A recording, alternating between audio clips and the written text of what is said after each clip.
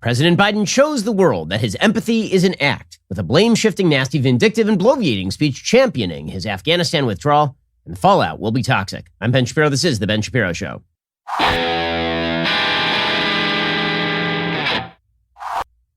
Today's show is sponsored by ExpressVPN. Protect your data from big tech with VPN I trust. Visit expressvpn.com/Ben. We'll get to all the news in just one moment, and plenty of it there is. First, let me remind you that if you're a responsible adult, you need to get life insurance because you just don't know what is lurking around the corner. You could be just walking down the street, and suddenly you are attacked by a mob, and that mob just leaves you for dead. And there you are lying, and you're just lying on the ground. You're thinking to yourself, I should have had life insurance because now who's going to make sure that my family's bills are taken care of? This is why you need life insurance. I mean, also, we're all going to die, so you need life insurance anyway. And this is very dark early in the morning, but that's just the way that it is. You could save 50% or more on life insurance by comparing quotes with Policy Genius. Policy Genius makes it easy to compare quotes from over a dozen top insurers all in one place. Why compare? Well, you could save $1,300 or more per year on life insurance by using Policy Genius to compare policies. The licensed experts at Policy Genius work for you, not the insurance companies, so you can trust them to help you navigate every step of the shopping and buying process. That kind of service has earned Policy Genius thousands of five-star reviews across both Trustpilot and Google, and eligible applicants can now get covered in as little as a week, thanks to an award-winning policy option that swaps the standard medical exam requirement for a simple phone call. Head on over to policygenius.com/Shapiro to get started right now and get the best life insurance policy at the best available price. Policygenius.com/Shapiro to get started right now. When it comes to insurance, it's nice to get it right. Policy Genius. Alrighty. So remember that time that President Biden was supposed to be the king of empathy? And this was his entire pitch. Sure, he's doddering. Sure, he's not coherent. Sure, he has nothing but bad ideas. And even Barack Obama once said, don't underestimate Joe Biden's capacity to F things up. But he's so empathetic. I mean, he's grandpa. He's the guy that you want in a tragic scenario to put his arm around you and really make you feel better about life. That's the guy you need, Joe Biden.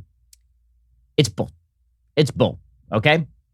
And this is becoming increasingly clear because what true empathy is about, just interpersonally, is when you don't agree with the person that you are empathizing with and when you have to take the brunt of what they are saying and just internalize it. Okay, if all your empathy really is performative, if all your empathy really is calling upon your own wellspring of personal grief in order to project it out to the world so that people will sympathize with you, that is not you acting empathetically, that is you being an actor. And Joe Biden is an actor. Okay, I don't know what else to tell you when it comes to his supposed compassion and his supposed empathy. What we have watched over the past several weeks is the stripping away of the veil of empathy from Joe Biden. It happened again last night. It's been happening consistently over the past several weeks when asked tough questions about the suffering of the people being left behind in Afghanistan. When he is asked about the people who are going to be living under the Taliban and the people who are going to be murdered by the Taliban, Joe Biden has shown no empathy. When it comes to the American service people who came home in caskets from Afghanistan, Joe Biden has shown little or no empathy. The only time Joe Biden ever seems to be able to muster up even an iota of empathy is when he invokes his son, Beau, who died of brain cancer at the age of 46. And that has nothing to do with the soldiers who died in Afghanistan, for example. It has nothing to do with the suffering of the people under the Taliban or the people who worked with us who will be undoubtedly executed. That has nothing to do with anything. It turns out that human beings all over the course of history have had personal tragedies in their family. Okay, relying on that personal tragedy to suggest that you understand all grief everywhere, or that your grief is suddenly akin to the grief of others who are experiencing completely different circumstances, is quite foolish and quite empty. And yet that's what Joe Biden does on a regular basis. And I point this out only because the redeeming feature of Joe Biden, according to his greatest advocates, is this empathy. And yet it's been not only not on display over the past several weeks, it is completely absent. In fact, it's reversed. Joe Biden is not only unempathetic to people who deserve his supposed empathy, he is downright cruel to them. I give you a couple of examples to begin today, because that's really what his speech was about last night. It was about no empathy for the people left behind, no empathy for the people, the 38 million people now living under the predations of the Taliban. It was about defensive, bloviating nastiness, which really is what Joe Biden is politically. People have known this on Capitol Hill his entire career. He's a know-nothing. He has spent his entire career being wrong. And when challenged, he gets incredibly combative and grumpy and nasty to people. And you see it with the press all the time. His empathy only extends so far as it is politically useful for it to extend. That is the real story of Joe Biden politically. And it is the story of him as president of the United States at this point. His empathy extends to people who agree with him and who massage him. Okay, so a couple of examples. So you'll recall that the president of the United States went to Dover Air Force Base to greet the incoming caskets of 13 service members who were killed in Kabul, in large measure thanks to his garbage policy of allowing the Taliban to provide security for people trying to get out of the country, and also of not holding Bagram Air Base, so we had no actual security buffer. So the parents of many of these members, service members, went to Dover Air Force Base. And Biden wanted to meet with them, and so they did. Their stories are somewhat chilling on an emotional level because George W. Bush, during the Afghanistan war, during the Iraq war, he routinely used to call parents of people who had fallen, service members who had fallen, given their lives in service of country. He routinely used to go quietly to Dover Air Force Base without press coverage, without the media there snapping his photo. He used to do that and he used to take abuse from people. He used to take all the understandable emotional rage that parents were directing against him, and he used to just take it. Not so Joe Biden. So here's the account of Mark Schmidt. He's the father of Jared Schmidt, who died in this suicide bombing in Kabul, talking about his encounter with Joe Biden. Well, initially I wasn't going to meet with him, but then I felt I owed it to my son to at least have some words with him about how I felt. And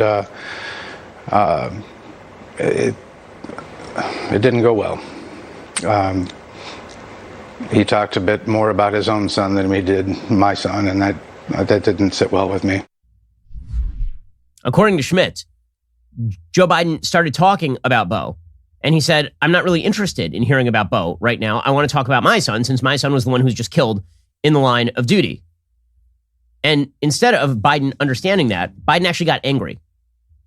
Instead of Biden saying, I hear you and you're right, instead, Biden got mad at him. Okay, same sort of story from Darren Hoover, the father of Marine Staff Sergeant Taylor Hoover, another fallen service member. He said that Joe Biden couldn't stop checking his watch over and over and over. In reference to the checking of his watch, that didn't happen just once. That happened on every single one that came out of that airplane. It happened on every single one of them. They would release the salute, and he looked down at his watch on every last one, all 13. He looked down at his watch. Schmitz seconded that motion. The other father, he said, I actually leaned into my son's mother's ear and I said, I swear to God, if he checks his watch one more time. And that was only 4 times in. I couldn't look at him anymore after that, considering especially the time and why we were there. I found it to be the most disrespectful thing I've ever seen.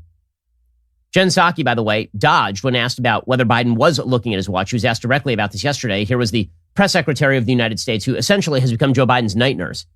Every evening, Joe Biden does something to crap the bed, and then every morning, Jen Psaki comes in and has to clean it up. Here she was trying to dodge the question about whether Joe Biden was checking his watch. Let's just remember for a second that if Donald Trump had done this, if he had gone to a ceremony for fallen service members with the caskets coming off the plane and he had been checking his watch, can you imagine the outcry and the justified uproar? Here's Jen Psaki.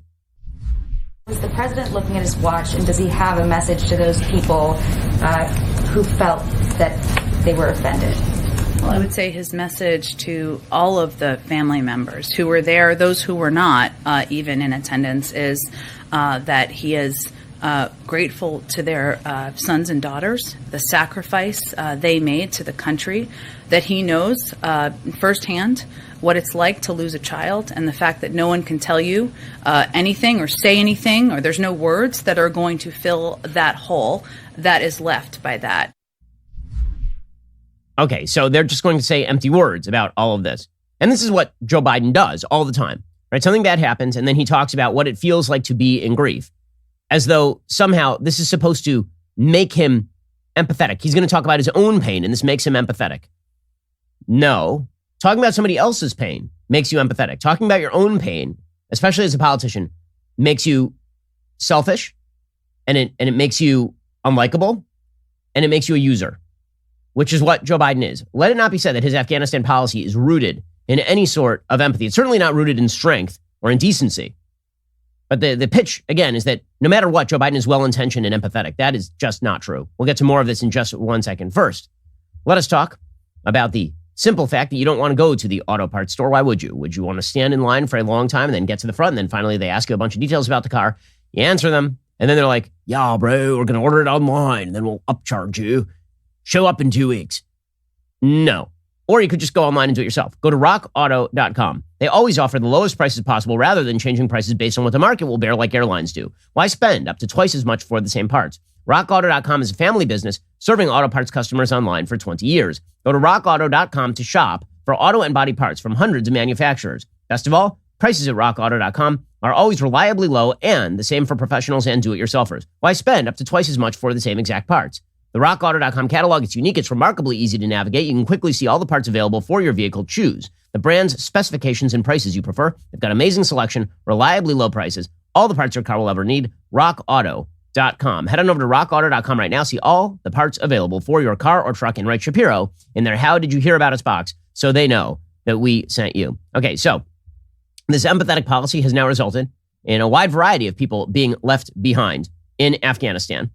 Those people include, apparently, 24 students from Sacramento who are still stranded in Afghanistan, according to the Sacramento Bee. Quote, at least 24 Sacramento area students are confirmed to be stranded in Afghanistan as turmoil continues in Kabul, according to school officials. San Juan Unified School District staff said 24 students, down from the initial estimate of 150 students, had not returned to campuses since the start of the 2021-2022 school year.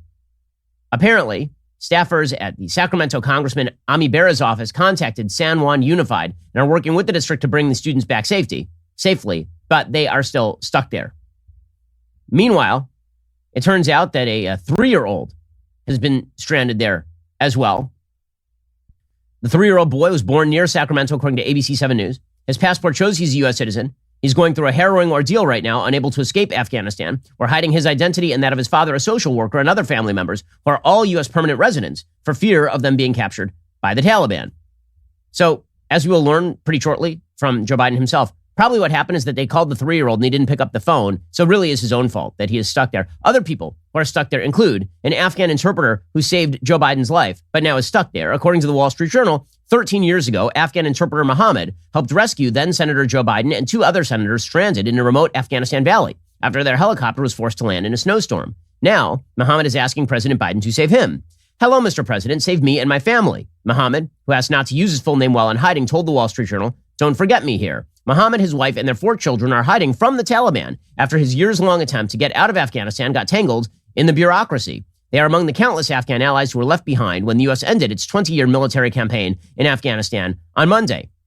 Asked about this, Jen Psaki thanked the interpreter for his service and said the U.S. remains committed to getting Afghan allies out of the country. Yes, I'm sure. I'm sure. Meanwhile, the State Department is telling people, just keep a low profile. If you're a green card holder and you're still in Afghanistan, just keep your head down. It'll probably be fine. According to Jim Garrity, reporting for National Review, the U.S. Embassy in Kabul suspended operations on August 31st of 2021. While the U.S. government has withdrawn its personnel from Kabul, they say we will continue to assist U.S. citizens and their families in Afghanistan from Doha, Qatar, which is like 600 miles away. We will also continue our efforts to help lawful permanent residents. They say that U.S. citizens and their family members still in country should, quote, keep a low profile and notify a trusted person of your travel and movement plans and make contingency plans to leave when it is safe to do so that do not rely on U.S. government assistance. So yeah, that we're not leaving people behind at all. Such empathy, such dramatic empathy. Meanwhile, the Taliban continues to perform reprisals. By the way, the U.S. government left its own journalists behind in Afghanistan, according to Josh Rogan at the Washington Post. The administration was warned early and often about the 600 or so employees, contractors, and family members who work for U.S.-sponsored news organizations under the umbrella of the U.S. Agency for Global Media, a federal agency funded by Congress. They include journalists working for Voice of America and Radio Free Europe, who have worked in Afghanistan for years at great personal risk. The Taliban has killed 4 RFE journalists since 2016 through suicide bomb attacks. The company's journalists routinely receive death threats from the extremists. Now, the leaders of these organizations say the State Department promised to get everybody out before August 31st, only to later renege on that promise amid the chaos and confusion at the Kabul airport. By the way, I'm receiving notes from people who were actually at Kabul airport when all of this was happening, and there were apparently many situations in which the airport was filled with people ready to evacuate, and then they were just emptied out and handed over to the Taliban. Senator Ben Cardin, Democrat of Maryland, he says it's disheartening so many professional journalists employed by American-funded news organizations have now been left behind with their families. These Afghan allies are among the people most endangered at the present moment for the good work they have done over the course of the last 2 decades. Meanwhile, the Taliban, of course, is going around and killing people. According to the BBC, there's growing evidence that the reality on the ground is different than the rhetoric coming from the Taliban. No shock. Wow, I can't believe it. You mean the Taliban has been lying to the international community about how they treat people? That's crazy. We trust those people. They're our friends now. Now, sources inside Afghanistan, as well as some who recently fled, have told the BBC Taliban fighters are searching for and allegedly killing people they pledged they would leave in peace. Several sources confirmed Taliban fighters last week executed 2 senior police officials, Haj Mullah Akhazkai, the security director of Badghis province, and Ghulam Sak Akbari, the security director of Farah province. Video footage shows Akhazkai was kneeling, blindfolded, his hands tied behind his back before he was shot and murdered. So things are going great over there. And this is all because of Joe Biden's empathy, you see. He's really an empathetic dude. So in 1 second, we're going to get to Joe Biden's speech last night, which was breathtaking in its arrogance, astonishing in its temerity. And this is a president who apparently has never made a mistake, ever. This whole thing was beautiful. It's all Trump's fault, but it was beautiful. I'll get to that in just 1 second. It really is an amazing, amazing thing. First, if you're having trouble falling asleep or staying asleep, one of the best things you can do is start getting enough magnesium. A lot of people do not get enough magnesium over the course of the day. Don't just run to the store and buy the first magnesium supplement you find. Many magnesium supplements only use the 2 cheapest synthetic forms. Since they're not full spectrum, they won't fix your magnesium deficiency or help you sleep better. There are actually 7 unique forms of magnesium. You have to get all of them if you want to experience the calming, sleep-enhancing effects of magnesium, and that is why I recommend Magnesium Breakthrough by Bioptimizers. You simply take 2 capsules before you go to bed. You'll be amazed at how much better you sleep and how much more rested you feel when you wake up. It's really important, obviously, to get enough sleep. And if you've got a magnesium deficiency, that is something that could interfere with that. For an exclusive offer for my listeners, go to www.magbreakthrough.com/Shapiro. Use code Shapiro10 to save 10% when you try Magnesium Breakthrough. Oh, and also, for a limited time, Bioptimizers is also giving away free bottles of their best-selling products, P3OM and Mass Zymes with select purchases. Go to www.magbreakthrough.com/Shapiro. Get your exclusive 10% discount, plus the chance to get more than $50 worth of supplements for free. Go check them out right now at magbreakthrough.com/Shapiro. Alrighty, so last night, more than 24 hours after we found out that the American military had left, Joe Biden decided to give a speech. Joe Biden had basically been hiding in the basement because the fallout from this is bad. It's really bad. It turns out that when you leave hundreds of American citizens behind, and then when you leave probably thousands of American green card holders behind, and tens of thousands of SIV holders behind, and a myriad number of Afghan allies who worked with us, and millions of people who actually don't want to live under the predations of the Taliban, it turns out you don't look empathetic. It turns out you look like a piece of bleep. That's what it turns out you look like. And when you do so, in absolutely cowardly fashion, refusing to answer questions from the press, giving mush-mouthed statements every couple of days, lying overtly throughout the entire process, talking about how everybody will get out, talking about how we're going to stay long enough to get everybody out, talking about how every contingency here was planned. It turns out people don't like you. It turns out they think that your empathy is merely an act at that point. And they are right.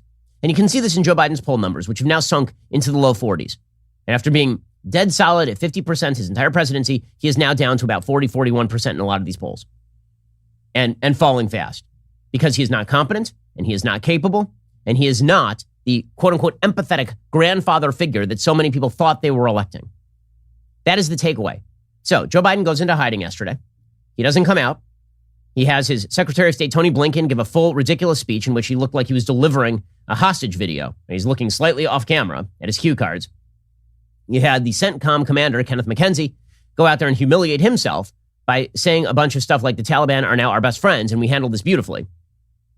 And finally, Joe Biden emerges after delaying his speech, right? He was supposed to give his speech yesterday about 1:30 Eastern time, and then it was about 2:45 Eastern time he was supposed to speak, and then finally he came out after 3 o'clock, which is his normal way. He is, I don't know what's going on behind the scenes over there, but they have not hit a time for him to, like, they're much better about hitting timelines in coordination with the Taliban than they are with actually keeping their schedule with regard to the press. Right? They routinely call a time when he's going to speak to the press, and then they just kind of blow right through it. So finally, he emerges, and he proceeds to give a 30-minute diatribe.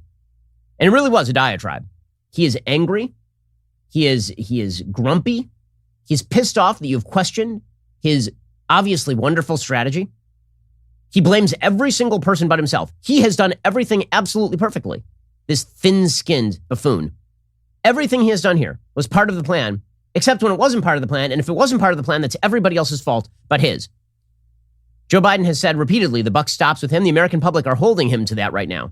But he doesn't want to be held to that. He's lying. He wants the buck to stop with Trump. He wants the buck to stop with the Afghan military. He wants the buck to stop with his own military commanders. He is hiding behind everybody for the one decision that he made and only he made, which was pull out right now, damn the consequences. Right? Everybody else is to blame. Everybody. The people who are stuck in Afghanistan are to blame. They're the ones. They should have just gotten out earlier, obviously. The president of the United States is a pathetic spectacle at this point in time. And once again, the key to all of this is understanding that it has utterly undercut his image of himself and his image on the world stage. Not because everyone thought he was an expert. Not because everybody thought that he was fluent in foreign policy. That was a creation of the press. It was always a myth. Joe Biden was never fluent at anything. The man's terrible at everything. He hasn't made a good foreign policy decision his entire career. I mean, he's so bad on foreign policy, he opposed the bin Laden raid. Now, of course, he uses the bin Laden raid as an excuse to get out of Afghanistan, but he opposed it at the time. No one was under the, if you had watched Joe Biden his entire career, no one was under the impression that this guy was any sort of Einstein. I mean, the guy wasn't even a sixth grade science student. Joe Biden has always been horrific in terms of policy. Okay, but the one thing that was said for him, and this was, again, his entire pitch against Donald Trump, his entire pitch, it was not, my policy is going to be better than Trump, because his policies were not going to be better than Trump. Polls showed Americans actually liked Trump's policies better than Biden's. His entire pitch throughout 2020 is, I am a nice person. I am an empathetic person. I am a person who cares. Donald Trump, the cruelty is the point, as Adam Serwer famously said. The cruelty is the point with Trump. But I, Joe Biden, I am the repository of all good, humane, compassionate feeling. That has been completely exploded over the course of the last 4 weeks. He ain't getting that back. The impression that Joe Biden is somebody who cares deeply about America, about American citizens, that this is somebody who, you know how many times over the course of his campaign, he tweeted that he's going to build a society where we leave no one behind. And now he is physically leaving behind Americans with the worst people on earth, the Taliban. And actually, I should say like the second or third worst people on earth, because actually the Taliban is not even as bad as Al-Qaeda or ISIS, which the Taliban is currently hosting. Right? This is a guy who posed as he was going to unify America around solidarity, and instead he has been divisive. Instead, he has been awful. And again, his compassion only extends as far as the front of his face. That is it. It extends as far as a mirror. Joe Biden is compassionate to one person and one person only, Joe Biden, which is why when he speaks about grief, he doesn't speak about anybody else's grief. He speaks about his own personal experiences of suffering and grief. He did it again in his speech last night. So, take that for what you will. But if a politician has one pitch, and the pitch ain't competence, and the pitch is not coherence, the pitch is, I'm a nice person, and then that falls apart, you have to ask yourself, what exactly is his pitch for staying president at this point? What is the pitch? And the answer is, there is no pitch. He proved that last night in extremis. It's pretty amazing. We'll get to that in just 1 second. First, if you've not refinanced your mortgage in the recent past, or if you're looking at refinancing your mortgage right now, you really should check out my friends at American Financing, America's home for home loans. Now is a great time to refi because the fact of the matter is that you could spend a few hours over the weekend and save yourself over $12,000 a year, right? Just prep that mortgage refi at American Financing. That's a lot of money, $12,000 a year. It's an opportunity that currently exists when you refinance that mortgage with American Financing. Talk with an expert mortgage consultant. Learn about custom loans that might fit your budget better. No pressure, no obligation, no upfront or hidden fees. Just a simple conversation around ways you can save up to $1,000 a month. It only takes a 10-minute call to get started. So what exactly are you waiting for? Pre-qualify for free at 866-721-3300. That is 866-721-3300. Or apply online at americanfinancing.net. NMLS 182334, NMLSconsumeraccess.org. Again, check them out right now at americanfinancing.net. It's 866-721-3300, 866-721-3300, or americanfinancing.net to get that home refi started. Okay, so as I've mentioned before, when it comes to politicians, I don't think that you should look to them for empathy. I don't think policy should be rooted in empathy. I think it should be rooted in what is the most practical, what is the most practicable, and what is most in America's interest. But Joe Biden doesn't believe that. Joe Biden believes that policy should be rooted in empathy. So if he is unempathetic, he has nothing else to back his policy because his policy is obviously not pragmatic. His policy is obviously not effective. It is not useful. And so he is left spinning in circles. And that's what we saw last night. So the president toddles out to the microphone and he proceeds to declare that what he has done is triumphant. He's triumphant about all of this. And we've been giving you the updates. I mean, we gave tens of billions of dollars in American military equipment to the Taliban. We've got thousands of Americans and American green card holders who are stranded behind enemy lines. We have China and Russia on the move. Quick note, yesterday the Taliban were not apparently hanging somebody from a helicopter. It was just somebody taking a joyride beneath the helicopter. We'll wait for a couple of weeks for them to actually hang people beneath the helicopters. In any case, here was Joe Biden yesterday beginning with a triumphal announcement of what he, Joe Biden, had done. Last night in Kabul, the United States ended 20 years of war in Afghanistan, the longest war in American history. We completed one of the biggest airlifts in history, with more than 120,000 people evacuated to safety. That number is more than double what most experts thought were possible. No nation has ever done anything like it in all of history. That's how good this was. It was a historic win for the United States to turn over the country back to the people who committed 9/11 or provided cover for those people. It's a historic win. You know how many people we evacuated from the Titanic here? Man, we are good at evacuating people from the Titanic. What a plan. What a masterfully conceived plan. Well, what about, you might be asking yourself, what about the 13 dead service people because you decided to hand security over to the Taliban? Joe Biden has an answer for you. They did it facing a crush of enormous crowds seeking to leave the country. And they did it knowing ISIS-K terrorists, sworn enemies of the Taliban, were lurking in the midst of those crowds. 20 service members were wounded in the service of this mission. 13 heroes gave their lives. I was just at Dover Air Force Base for the dignified transfer. Yeah, checking your watch every 5 seconds and insulting the military parents. By the way, does he ever mention here why it was that they were facing a crush of enormous crowds seeking to leave the country? And why they had to face down ISIS-K terrorists? At no point does he actually mention this. The reason this happened is because he gave up Bagram Air Base, which exists outside of Kabul. The reason that this happened is because he decided to hand over local security directly to the Taliban, the Washington Post has reported, instead of taking the Taliban's own offer of allowing the United States to maintain control of Kabul at least long enough to evacuate our people. At no point is he going to take the blame for that, even though this is, again, a complete Biden policy. See, everything was masterfully handled. And the military's challenges, well, those were natural. Those were just how things were going to be. Okay, then he starts the blame game. So remember, Captain Compassion over here. The blame game is, so normally, if you're compassionate, you normally say, you take the hit, you move on. Not Joe Biden. This is everybody's fault but his. So he starts by ripping into the collapse of the Afghan government and lying about it. He says that he had contingency plans for the collapse of that, and it was sort of foreseen. We know that's a lie. In July, he was explicitly telling people it would not be like the fall of Saigon, that the Taliban did not have the ability to take over the entire country quickly. He himself said that. By the way, he was lying at the time. There's another story from the Daily Mail today, July 23rd, that Biden actually called the now departed Afghan president, Ashraf Ghani, and he saw that the Taliban had been making gains, and he asked Ghani to lie about it. He asked Ghani to say to everybody that everything is going fine, apparently. It's not a great phone call, guys. I've noticed that impeachment happens over phone calls these days. So that's not a great phone call. Biden apparently said to Ghani that he wanted Ghani to lie to people.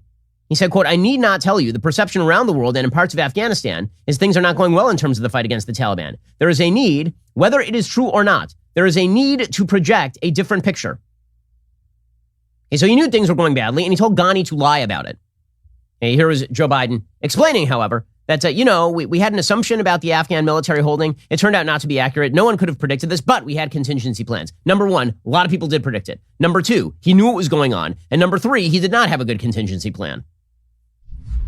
That assumption that the Afghan government would be able to hold on for a period of time beyond military drawdown turned out not to be accurate. But I still instructed our national security team to prepare for every eventuality, even that one. And that's what we did. They did. They prepared for every eventuality. So many eventualities. Now, who are you going to believe? Joe Biden or your own eyes? Clearly, they did not prepare for these eventualities. Right? Clearly, he was putting artificial constraints on his own military. I mean, Mark Milley said as much. He said, we were told that we could have 600 to 700 troops. If, by the way, their contingency plans had been so excellent, why did we have to reinsert thousands of troops on the ground in order to effectuate this evacuation? And if they were such a great contingency, why are there still literally tens of thousands of people we made promises to still stuck there? Okay, so he continues along these lines. We made contingency plans. This was so incoherent. On the one hand, it's the Afghan military's fault. On the other hand, we made contingency plans. On the one hand, it's Trump's fault. On the other hand, I deserve all the credit. Like, he was all over the place because when you don't have an actual defense, you just have to throw at the wall. And that's what Joe Biden is doing right here. Okay, so he continues along these lines. So we were ready when the Afghan security forces, after 2 decades of fighting for their country and losing thousands of their own, did not hold on as long as anyone expected. We were ready when they and the people of Afghanistan watched their own government collapse and their president flee amid the corruption and malfeasance, handing over the country to their enemy, the Taliban, and significantly increasing the risk to U.S. personnel and our allies. Okay, so again, everybody's to blame. It was all part of the plan, but the Afghan military completely collapsed, and that's because they're corrupt and terrible. So I just have a question for Joe Biden. At any point here, are you going to mention the fact that you completely withdrew close air support as well as all American military contractors from Afghanistan and destroyed the military from the within and announced that we were going to leave? At any point? No, of course not. Okay, but don't worry. According to Joe Biden, there was not only a plan to deal with the complete collapse of the country, there was an excellent plan for the evacuation, which doesn't explain why we have all these people still stuck on the ground over there and no personnel. But according to Joe Biden, all part of the plan. And you have to be a moron to believe him. You really do. You have to be a clinically stupid person in order to believe this stuff. Here is Joe Biden talking about the wonders of his plan. As a result, to safely extract American citizens before August 31st, as well as embassy personnel, allies and partners, and those Afghans who had worked with us and fought alongside of us for 20 years, I had authorized 6,000 troops, American troops, to Kabul to help secure the airport. As General McKenzie said, this is the way the mission was designed. It was designed to operate under severe stress and attack, and that's what it did. Okay, so if you designed the mission, then who's to blame for leaving the Taliban in control of security and getting 13 American service members killed? Well, it's either your plan or it ain't your plan. Which is it? Okay, but then this also leaves a question. If this was such a well-designed and brilliant plan, why are there so many people left behind enemy lines, right? A normal plan, you said you were going to take care of every contingency. A normal plan would have, dealt with the fact that we now have at least hundreds of American citizens behind enemy lines and an unspecified number of green card holders. By the way, you remember how at the very beginning of this, they were saying there were 10 to 15,000 Americans in Kabul? And remember how that shrunk all the way down to 6,000? You wonder how that happened? It's because they started excising anybody who's a green card holder. If you're an American green card holder, you no longer count. If you're somebody with legal papers, you no longer counted. So they just redefined who got to count as an American for purposes of getting them out, even though green card holders have the same rights from the U.S. Embassy as American citizens proper. That's how they played the statistical game. Anyway, you might be wondering, if it was such a great plan designed by this brilliant piece of human genius, then why are so many people left behind? Joe Biden has an answer. The collapse of the country was the Afghan military's fault, not his. He had a plan. And the evacuation, if it was unsuccessful with regard to these people, that is their fault. That 3-year-old we talked about earlier, that 3-year-old, we told them over and over, you need to come to the airport. And the 3-year-old just kept crying and watching Elmo. Nothing we can do about that. Here was Joe Biden blaming the people who got left behind. Since March, we reached out 19 times to Americans what is he so pissed about, by the way? in Afghanistan with multiple warnings and offers to help them leave Afghanistan, all the way back as far as March. After we started the evacuation 17 days ago, we did initial outreach and analysis and identified around 5,000 Americans who had decided earlier to stay in Afghanistan, but now wanted to leave. Our Operation Allied Rescue ended up getting more than 5,500 Americans out. Okay, so here he says, well, in March we were telling people to leave. Yeah, and in July, you were saying the country definitely was not going to fall. So which is it, dude? Okay, so then he gets to the people who are still left. And he says, you know what? Their fault. They wanted to stay, probably. All these people trying to get out, probably their fault. Everybody's fault except for this doddering fool. Now we believe that about 100 to 200 Americans remain in Afghanistan with some intention to leave. Most of those who remain are dual citizens, longtime residents who had earlier decided to stay because of their family roots in Afghanistan. The bottom line, 90% of Americans in Afghanistan who wanted to leave were able to leave. And for those remaining Americans, there is no deadline.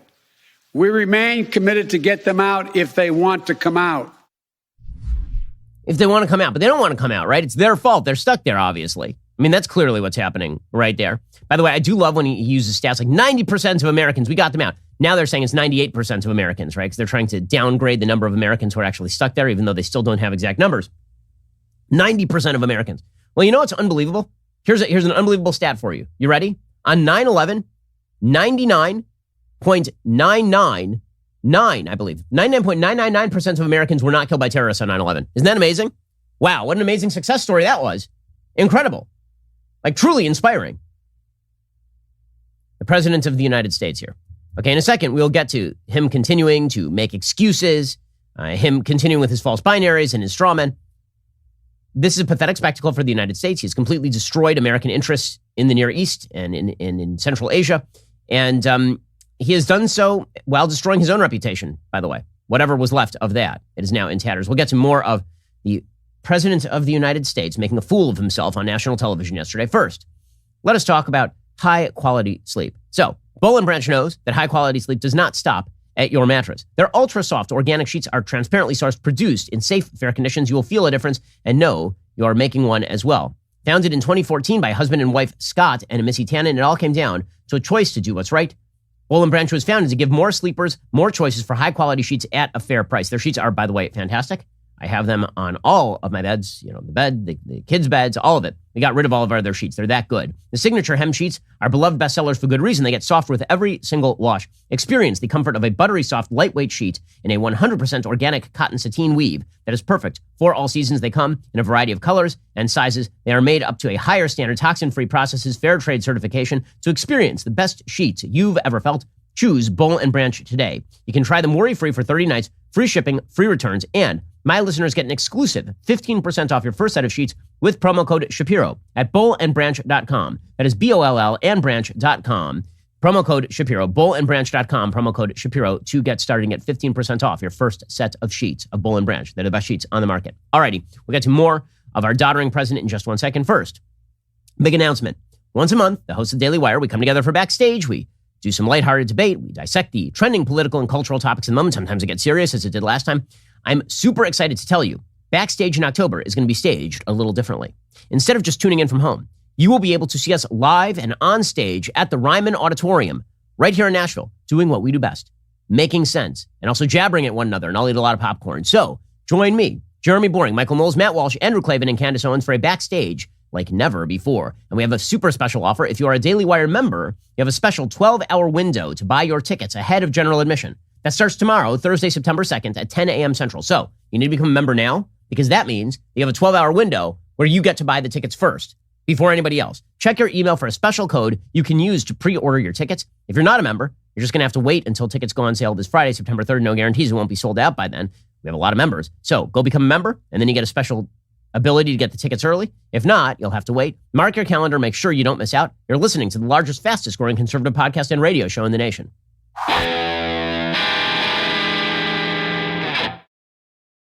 Alrighty, so Joe Biden continues along these lines. He has to find more people to blame, right? So he has already blamed the Afghan National Army. He's blamed the Afghan government. He's blamed the Americans themselves for being stuck in Kabul.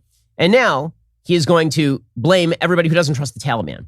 Right? We really should trust the Taliban. It's very important to trust the Taliban. You might be wondering, okay, fine. So you're blaming the Americans who are left behind, but what are you going to do about them? Joe Biden's answer is we're going to trust the international community and the Taliban. What a joke this human being is. Just yesterday, the United Nations Security Council passed a resolution that sent a clear message about what the international community expects the Taliban to deliver on moving forward, notably freedom of travel, freedom to leave. And together, we are joined by over 100 countries that are determined to make sure the Taliban upholds those commitments. Those countries do not include Russia or China, as I have noted, but nobody else seems to care. And you're asking yourself now, why would you trust the Taliban? Why? And Joe Biden says, well, they did make public comments. And I mean, there's one thing that's clear. The Taliban are people who keep their word. They would never lie about anything. And if they do lie, man, we will punish them using this fluffy bunny right here. We will threaten to withhold this fluffy bunny. We have made it with our own American hands, this fluffy bunny. And we will not give it to them if they do not let the Americans out. Or alternatively, we'll just send them bags of cash. Here's the President of the United States talking about why we can rely on the Taliban. The Taliban has made public commitments, broadcast on television and radio across Afghanistan, on safe passage for anyone wanting to leave, including those who worked alongside Americans. We don't take them by their word alone, but by their actions. And we have leverage to make sure those commitments are met. The leverage comes in the form of our massive military power we just withdrew, and also the incredible leverage we have over the money that we hold. You know, we have capacity to hold their bank accounts, and we can totally withhold those bank accounts if they they have American citizens over there. So yeah, we are kind of going to do whatever they want to do. Okay, then Joe Biden had to spread the blame around because it turns out that no matter how much horse manure he tries to turn into gold, it's still horse manure, so he's got to spread it around, right? Everybody's got to get dirty. So again, just to recap, the people who are to blame are Americans stuck in Kabul, the Afghan National Army, as we'll see, he's going to get to Trump next, and then he's going to get to his own military commanders. Everyone is to blame except for the only one who made the call, this jackass. And so here he was going after Donald Trump. Let me be clear. Leaving August the 31st is not due to an arbitrary deadline. It was designed to save American lives. My predecessor, the former president, signed an agreement with the Taliban to remove U.S. troops by May the 1st, just months after I was inaugurated. The previous administration's agreement said that if we stuck to the May 1st deadline that they had signed on to leave by, the Taliban wouldn't attack any American forces. But if we stayed, all bets were off. He continued along these lines, and then he laid out the false binary. Either we left in ignominious defeat and left a bunch of Americans behind and rushed out of there, based on a deadline set by only one person, Joe Biden, or we were going to have to go to total cataclysmic war. There's no evidence to suggest this is the case. He's just pulling this directly out of his ass. This is the same exact sort of logic that was used with regard to Barack Obama's Iran deal, which was there are only two choices: nuclear annihilation with Iran or this crappy deal I bring you, right? Joe Biden is doing the same thing here. Our only two options were not to maintain the status quo with every so often a ratchet up of troops, a ratchet down of troops. No, there are only two options: either complete pullout or complete utter warfare. Tens of thousands of Americans dead in the streets. It's just nonsense. It's just nonsense. But again, this is his shtick. So we're left with a simple decision. Either follow through on the commitment made by the last administration and leave Afghanistan, or say we weren't leaving and commit another tens of thousands more troops going back to war. That was the choice, the real choice, between leaving or escalating. I was not going to extend this forever war, and I was not extending a forever exit. Okay, that one is going to come back to bite him. I was not extending a forever exit because I promise you, we're going to be carrying out operations in Afghanistan for some time to come if he plans on keeping any of his commitments. The only way that the quote-unquote forever exit is over is if he really does mean to abandon all of these people. Okay, so he wasn't done spreading the blame. So it's Trump's fault, even though, again, the Trump deal with the Taliban was conditional. And I was not a fan of the Trump deal with the Taliban. I thought it was crappy at the time. I spoke out about it at the time. I think that there are a bunch of things that the Trump administration did with the Taliban that were frankly unconscionable. I think the release of 5,000 prisoners at the behest of the Taliban was insane and ridiculous and unrooted, unmoored from reality. But there's only one person who decided to surrender the country in its totality. That's Joe Biden. By the way, Joe Biden blaming Trump is kind of amazing considering last week he said himself, no matter what Trump had done, he would have done this. Once again, Joe Biden speaking out of both sides of his mouth, but that may just be because he has lost all elasticity in his face at this point. In any case, Joe Biden then decided it's not enough to blame Trump. He's also going to blame his own military advisors. If you're blaming me, blame the military too. What a man he is, standing for his own strategy and his own plan, standing for his principles this way. What a brilliant orator and an incredible leader. Here he is just crapping all over his own military advisors. The decision to end the military airlift operations at Kabul airport was based on the unanimous recommendation of my civilian and military advisors, the Secretary of State, the Secretary of Defense, the Chairman of the Joint Chiefs of Staff, and all the service chiefs, and the commanders in the field. Nope. Maybe based on the artificial conditions you put on them. But I love how it's everybody else advised him to do this, you see. It really wasn't his call. It was his call because he's so smart and because it was such a great move. But also it was Trump's fault and the Afghan military's fault and the Americans stuck in Afghanistan's fault, and his commanders told him to do it. So really the buck stops with all of them, unless you like the decision, in which case the buck stops with Biden. Captain Empathy over here. So empathetic. And then he says, and now join me in grateful prayer to me, since I'm the one who made the decision.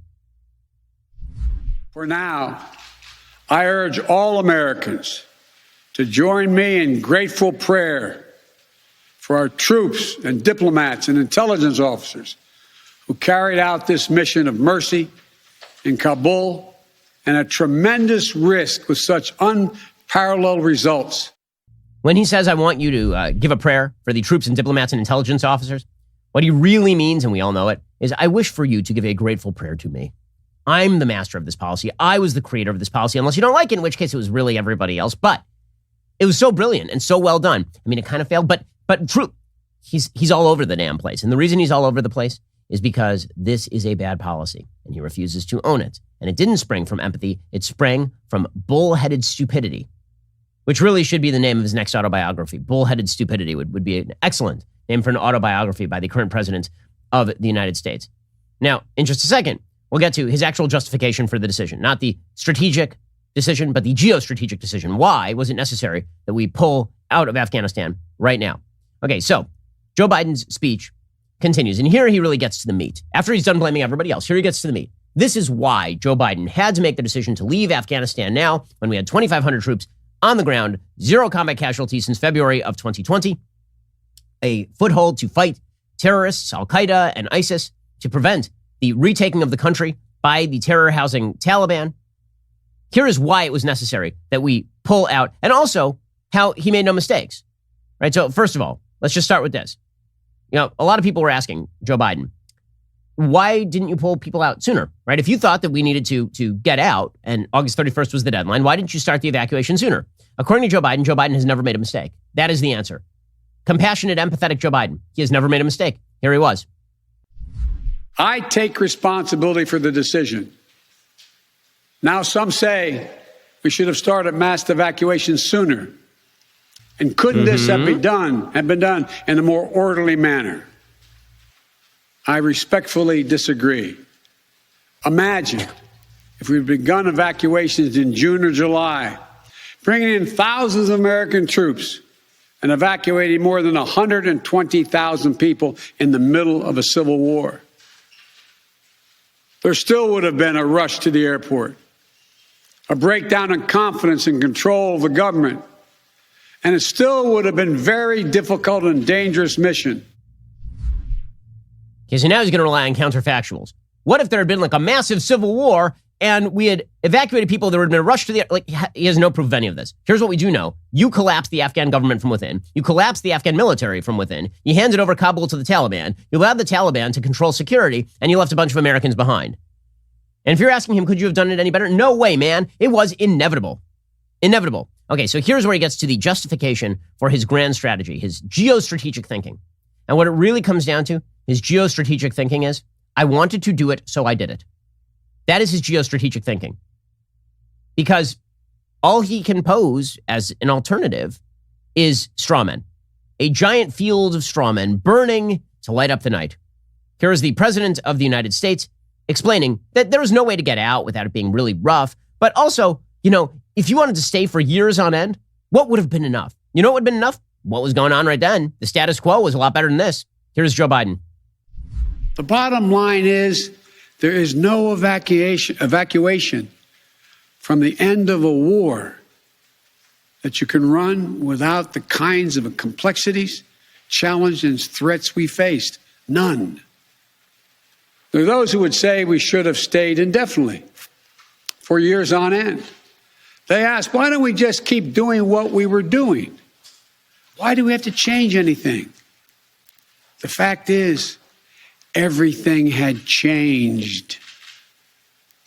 My predecessor had made a deal with the Taliban. When I came into office, we faced a deadline, May 1. The Taliban onslaught was coming. Okay, that is not what the intelligence sources were saying. That we were on the verge of a giant Taliban Tet offensive? Nope, because you know what? The Afghan military had been taking 10, 15,000 casualties a year. They had close American air support. So the evidence of this is pretty much non-existent. But Joe Biden continues to rely on this in the same way that, again, the Obama administration relied on the lie that there were moderates in Iran who were emboldened by our nuclear deal with them. Okay, and then he continues along these lines. And it is incredible how delusional this old man is, truly. So he says that, our national interests had been fulfilled in Afghanistan, which is, frankly, a completely insane thing to say. Here he was continuing. To those asking for a third decade of war in Afghanistan, I ask, what is the vital national interest? In my view, we only have one. To make sure Afghanistan can never be used again to launch an attack on our homeland. Remember why we went to Afghanistan in the first place? Because we were attacked by Osama bin Laden and al-Qaeda on September 11th, 2001. And they were based in Afghanistan. We delivered justice to bin Laden on May 2nd, 2011, over a decade ago. Al-Qaeda was decimated. Okay, there's something that I've noticed in the recent past. Al-Qaeda is back, you doof. You got the President of the United States saying that the only reason we're there is to prevent terrorists from taking over Afghanistan. I've noticed the people you just handed Afghanistan to are the exact same people we fought in 2001. And I've also noticed that all the terrorists who were there in 2001 are rushing back in. That ISIS-K carried out a terror attack on American targets in Kabul in the middle of your garbage evacuation plan. I noticed that the al-Qaeda leaders have been re-arriving in Afghanistan. By the way, like every major defense official understands that we have just reconstituted a terrorist state in Afghanistan. Joe Biden's like, yeah, we had to leave because it was over. There was no more terrorism problem. Now we left and the terrorism problem is back. There's a damned shocker. Okay, and then he just starts pulling non sequiturs off the trees. I mean, this is just bizarre. He starts talking about, well, why aren't we in Yemen? I mean, we're not in Yemen because we weren't attacked from Yemen. And if we had not been attacked from Afghanistan and it had not been a terror haven, we wouldn't have attacked Afghanistan. Your answer is like, so, and here's Captain Incoherence. I respectfully suggest you ask yourself this question. If we'd been attacked on September 11, 2001 from Yemen instead of Afghanistan, would we have ever gone to war in Afghanistan? Even though the Taliban controlled Afghanistan in the year 2001? I believe the honest answer is no. We succeeded in what we set out to do in Afghanistan over a decade ago. Then we stayed for another decade. It was time to end this war. Who was president for most of that decade or a large part of that decade? That would have been Barack Obama, was it not? By the way, you know who opposed the OBL raid? That would have been this guy, this idiot. Okay, again, I'm spending a lot of time on this because I think this is the only true justification for what Joe Biden just did that we are going to get, which is he has a pig-headed, stubborn, and idiotic view of how world affairs works, and he's going to cram it down, and he does not give a damn who pays a price for that. He doesn't care how many Americans will have to die in Afghanistan to make that happen. He doesn't care how many Americans will die here if the terrorists come back. He doesn't care about any of that. He had in his mind that he was going to do this, and that was it. It was going to get done. Okay, he then continues along these lines. This is just so. Again, the speech is all over the place. He actually, in the middle of the speech, he's like, "We're out. We're never going back. Also, we might go back." That was this portion of the speech. We will maintain the fight against terrorism in Afghanistan and other countries. We just don't need to fight a ground war to do it. We have what's called over-the-horizon capabilities, which means we can strike terrorists and targets without American boots on the ground, or very few if needed. We've shown that capacity just in the last week. We struck ISIS-K remotely, days after they murdered 13 of our service members and dozens of innocent Afghans. And to ISIS-K, we are not done with you yet. So I noticed that one of those really, really great drone strikes may have killed an entire family. And that might be because we didn't have eyes on the ground and we were relying on the Taliban to do our spotting for us. Maybe that was part of the problem. Also, it turns out that launching a drone attack from 6 hours away in Qatar is not exactly the same as having close air support with Americans on the ground and American contractors on the ground and American allies on the ground. Afghanistan is going to turn back into the black box that it was in 2001, and it's going to be Joe Biden's fault. But I am enjoying the irony of Joe Biden saying, "We've withdrawn. It's over. And also, we're going to fight you to the ends of the earth, ISIS-K." Alrighty. Then he continues and he says, "You know what? The really important thing is that in withdrawing from Afghanistan, we've done severe damage to China and Russia." This may be the most delusional thing in the speech, and this is a speech filled with delusion. It's a speech filled with crazy. He says, China and Russia, they wanted us to stay in Afghanistan. Really? Because they seem pretty enthusiastic about us leaving.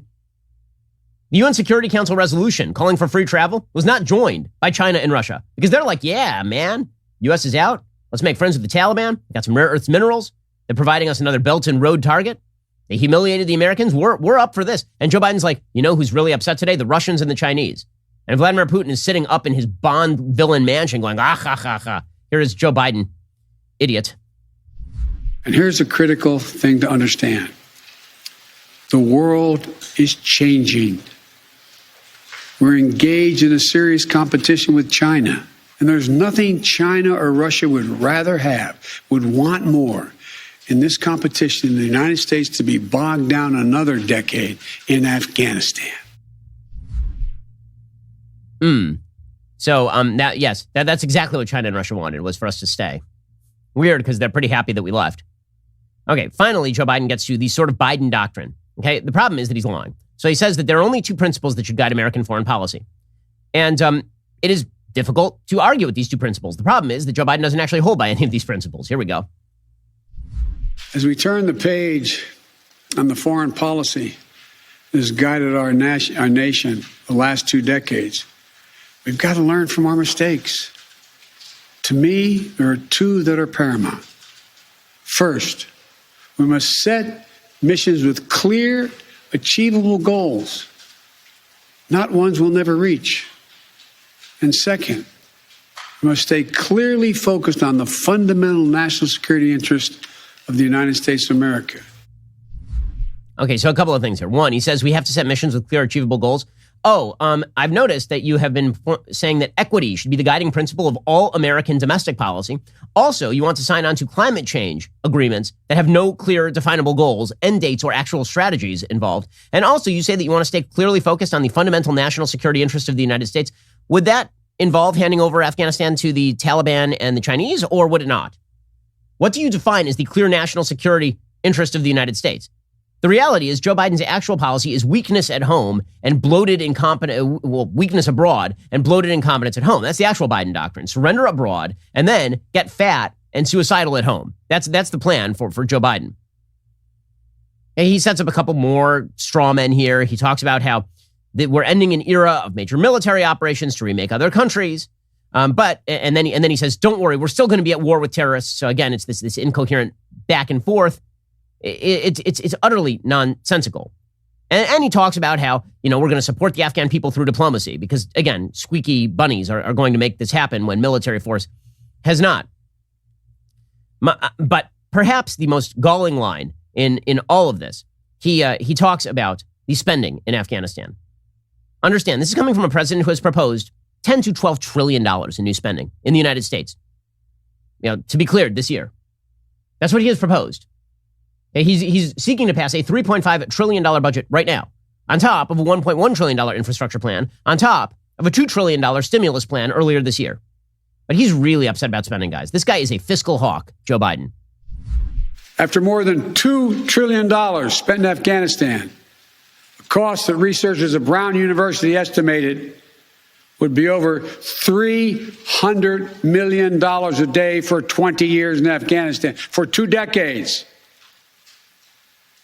Yes, the American people should hear this. $300 million a day for 2 decades. You take the number of 1 trillion, as many say. That's still $150 million a day for 2 decades.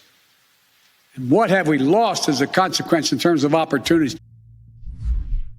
I mean, that's an enormous amount of spending, like $300 million a day for 2 decades. That $2 trillion spent over the course of 20 years, that's a lot of money. And it is a lot of money. It also happens to be a fraction of what he has proposed to spend this year alone. Fiscal hawk Joe Biden coming in from the sidelines here. Okay, he concludes his little speech, of course, with a reference to Bo. Because after all, it's all about the empathy, guy.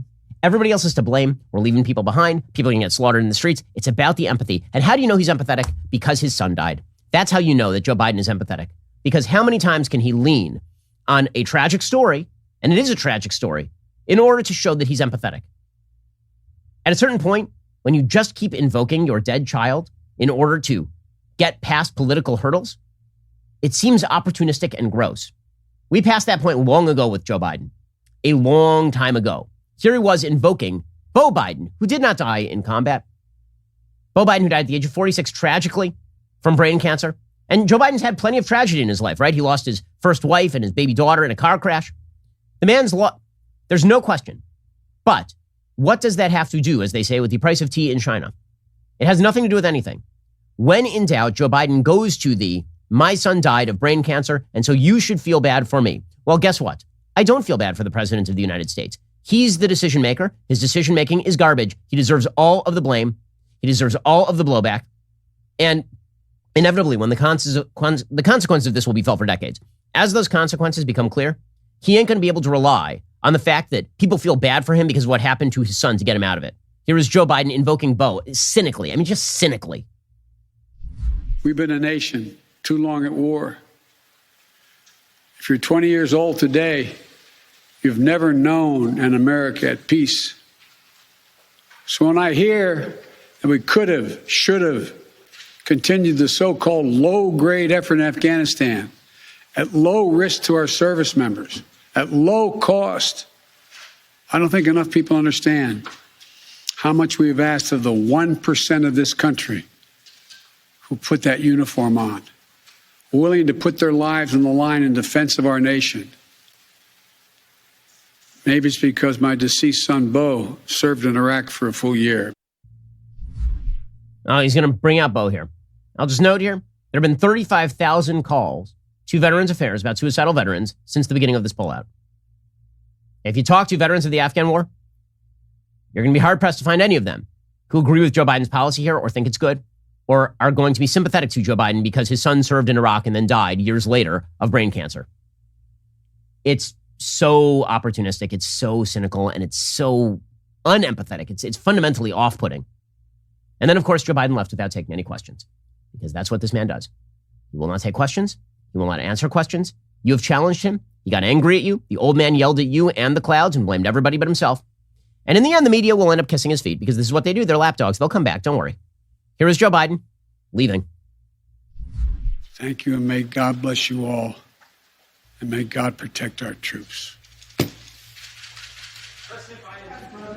Troops, by the way, that he refused to protect. You think he's going to come back and answer a question? Nope. He forgot his mask. So he came back for that. What a grand and glorious president we have right now.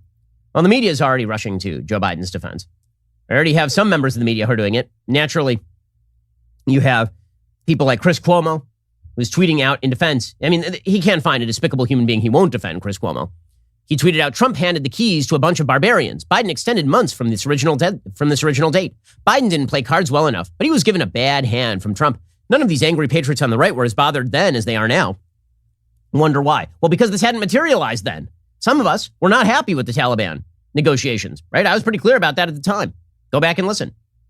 But Chris Cuomo coming out in strong defense of Biden is the most predictable move of the day. Meanwhile, MSNBC's Rick Stengel was out there defending the president along the most bizarre lines. Here was Rick Stengel defending Joe Biden. Here's a disastrous withdrawal. When the British left Afghanistan in 1842, 4,500 troops left Kabul, and one Englishman 11 days later arrived in Jalalabad. That was a disastrous evacuation. Here's another one. When the British left India in 1947, 1948, just pulled out, over the next few years, 2 million people died as that country was divided in half. And so the idea is here that this was a big success. By the way, the British withdrawal from Afghanistan that ended with that disastrous withdrawal was 1842. Don't remember a lot of airplanes in 1842. These are the geniuses in the media coming to the defense of Joe Biden, like the good little lapdogs they are. NBC News doing it too. They tweeted out earlier today that, the real problem here is, of course, you wait for it, Republicans weaponizing it. It's that Republicans have kept weaponizing this thing. NBC News actually had the temerity to tweet that out. Quote, Republicans are wielding the issue as a political weapon against President Biden in the hope it will damage the Democratic Party and help them recapture control of Congress. But will Afghanistan matter to voters? Experts doubt it. Well, if you quote a couple of experts, then probably it won't matter at all. And here's the reality. Maybe Joe Biden's right. Maybe it won't matter at all. But if it doesn't matter to Americans that Joe Biden abandoned human beings to the Taliban for no reason other than his own pride and vanity, then we deserve whatever we get. Alrighty, we'll be back here later today with an additional hour of content. In the meantime, go check out The Michael Knowles Show today. He discusses the story of the GOP congressman missing in Afghanistan. You can hear more details about that over on Michael's show that is available right now. I'm Ben Shapiro. This is The Ben Shapiro Show. If you enjoyed this episode, don't forget to subscribe. And if you want to help spread the word, please give us a 5-star review and tell your friends to subscribe too. We're available on Apple Podcasts, Spotify, and wherever you listen to podcasts. Also, be sure to check out the other Daily Wire podcasts, including The Andrew Klavan Show, The Michael Knowles Show, and The Matt Walsh Show. Thanks for listening. The Ben Shapiro Show is produced by Elliot Feld. Executive producer, Jeremy Boring. Our supervising producer is Mathis Glover. Production manager, Pavel Wydowski. Associate producer, Bradford Carrington. Post-producer, Justin Barber. The show is edited by Adam Sayevitz. Audio is mixed by Mike Coromina. Hair and makeup is by Fabiola Cristina. Production assistant, Jessica Kranz. The Ben Shapiro Show is a Daily Wire production. Copyright, Daily Wire 2021. The United States proposes foreign aid for the Taliban. A judge takes a child from his mother until she gets vaxxed, and a teacher flies the Antifa flag in the classroom. Check it out on The Michael Knowles Show.